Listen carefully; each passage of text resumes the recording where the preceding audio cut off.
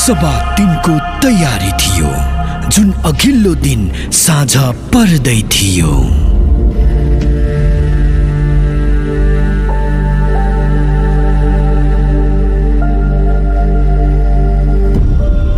येशूको मृत शरीर सफा मलमलको कपडाले बेरेर उहाँका चेलाहरूले चिहानतर्फ लैजाँदै थिए।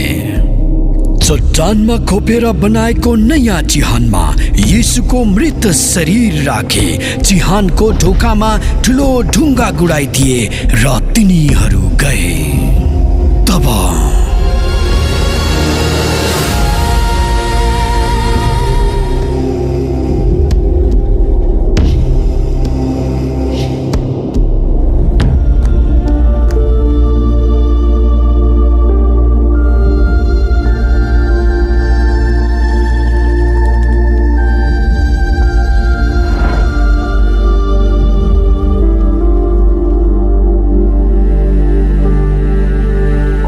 जब बेला आयो तब येशू चेलाहरूसँग भोजन गर्न बस्नुभयो।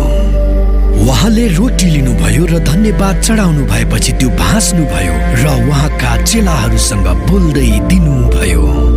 उहाँले कचौरा लिनुभयो र भन्नुभयो, यो मेरो रगत तिमीहरूका निम्ति बनाइएको नयाँ करार हो। तिमीहरूका निम्ति दिएको यो मेरो शरीर हो, मेरो सम्झनामा गर्ने गर।